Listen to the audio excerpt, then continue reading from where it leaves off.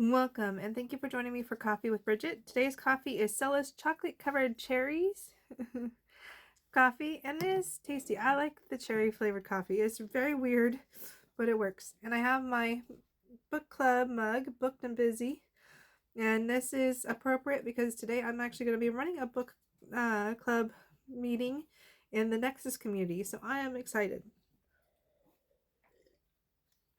When I post this, it's going to be gone. It'll be over, and people can tell me what they thought of it in the community, because I'll post this blog to the community as well. But hopefully it goes well. I'm excited. It's a new challenge. So today I want to talk about my diagnosis. It's a big deal. If you read the headline for this video, you know that I am autistic. But, and that's the big but, the big thing is the CPTSD was confirmed, and the neuropsychologist said that that was the biggest concern for her. And in particular, my social anxiety, because I have extreme social anxiety. I have had extreme social anxiety since I was a young kid. That was something that was always coming up on my personal plans in my special education class, was I needed more friends. I need to get out there and socialize.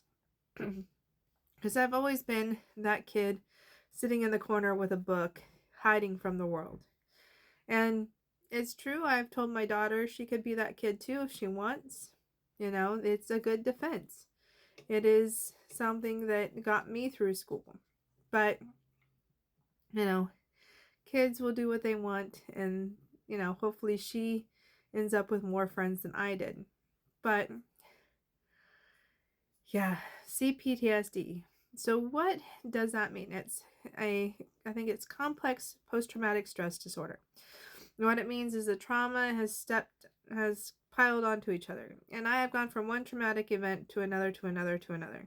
Whether it was, you know, having the blighted ovum back in 2008-ish era, to losing my daughter Lilithan during 2014, to having a breakdown that first year, to the other breakdowns that I've had over the years. I always had one trauma after another, and I really didn't process it. And it's interesting because in the book club, and I'm going to talk about the book a little bit here, we were talking, or I've been reading about it, and the thing is that the brain literally shuts down portions of itself when you have a trauma and you're having a trauma response. Literally the front portion, the frontal lobes of the brain shut down. The parts of the brain for language, the parts of the brain for emotions, complex emotions, these shut down.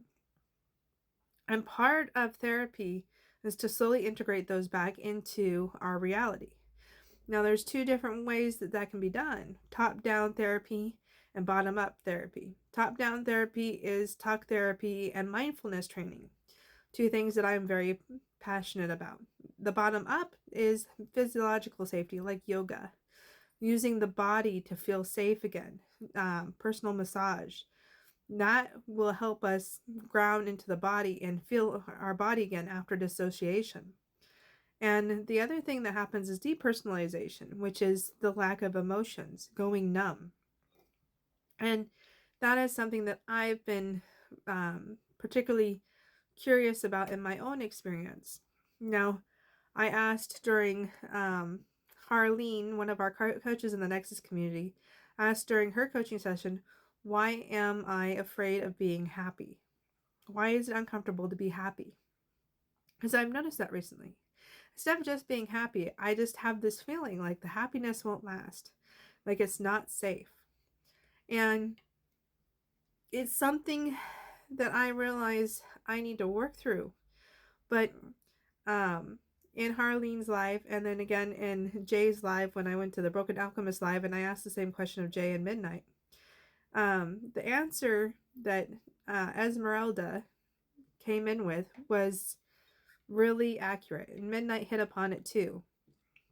And that is that I've been in survival mode. And when you're in survival mode for so long, it feels odd and it doesn't feel safe to be in anything but survival mode.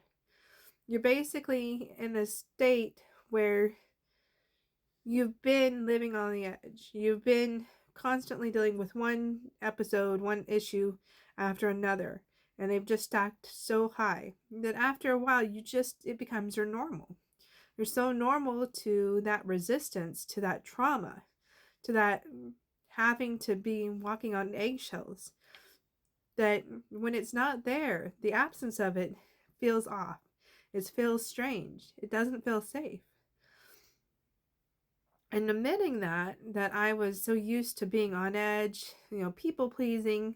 I'm very guilty of people pleasing, trying to regulate the environment, smooth things over, trying my best to take a tense situation and make it a positive situation or gloss it over so that people could regulate and be happy and healthy and safe.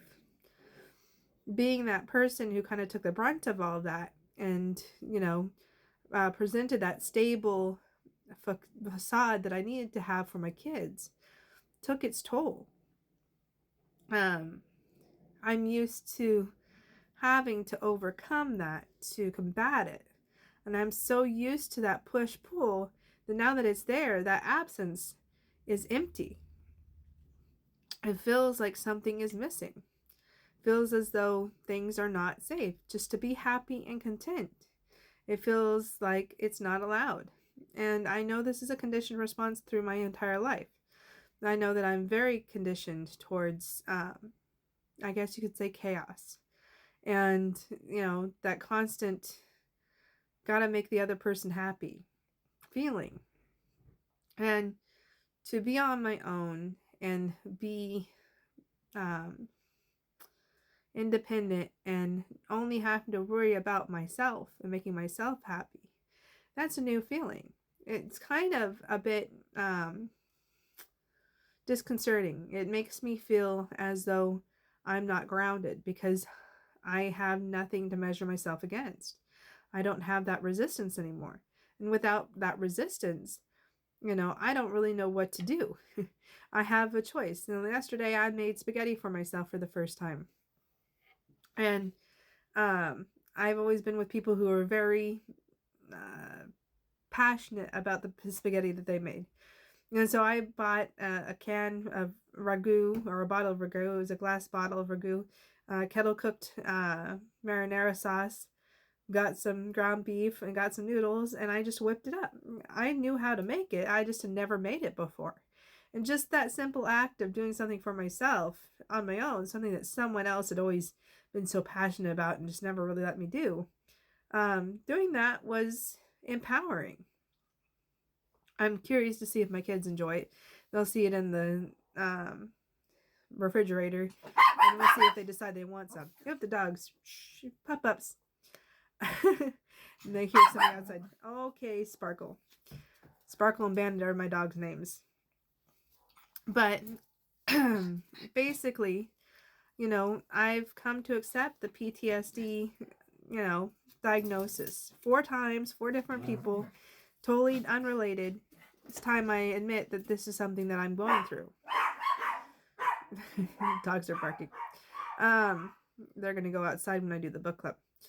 But and I'm still a little bit sick. The Dayquil and NyQuil have been helping me.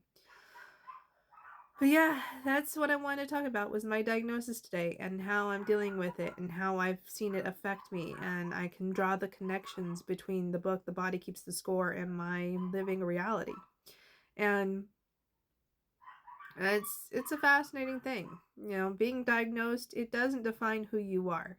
You get to define who you are. It's just a roadmap. It's just a little more to tell you about where you've been and where you're going. And that's how I view it. I don't see it as I don't see it as something negative. I see it as something really positive. So I hope that you enjoyed this video. I hope you take care and have a wonderful day. And I will talk to you later. Bye for now.